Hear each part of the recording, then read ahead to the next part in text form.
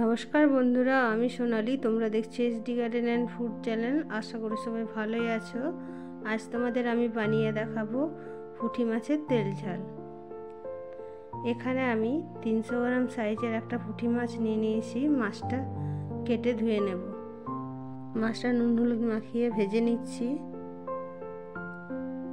মাছটা আমি সর্ষের তেল দিয়ে ভাজছি।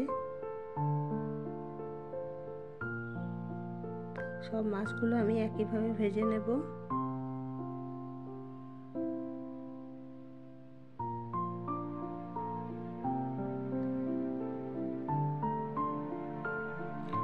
কড়াইয়ে দিয়ে দিচ্ছি সর্ষের তেল আরও কিছুটা, আর দিয়ে দিচ্ছি পেঁয়াজটা এবার আমি ভেজে নেব ভালোভাবে।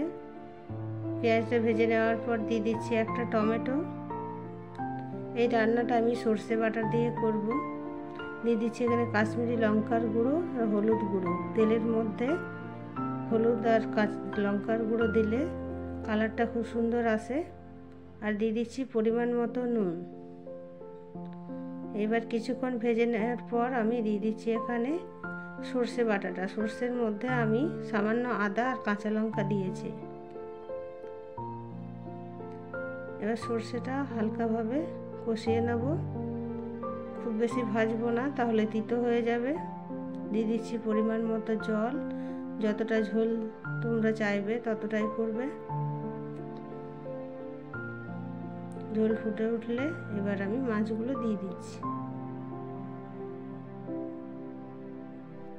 এরপর আমি 4-5 মিনিট মতো ঝোলটা ফুটিয়ে নেব।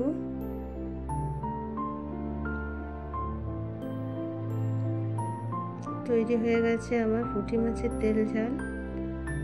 এবার আমি রান্নাটা অন্য পাত্রে ঢেলে নেব। বন্ধুরা, আমার রান্না ভালো লেগে থাকলে অবশ্যই লাইক, কমেন্ট, সাবস্ক্রাইব করে পাশে থাকবে।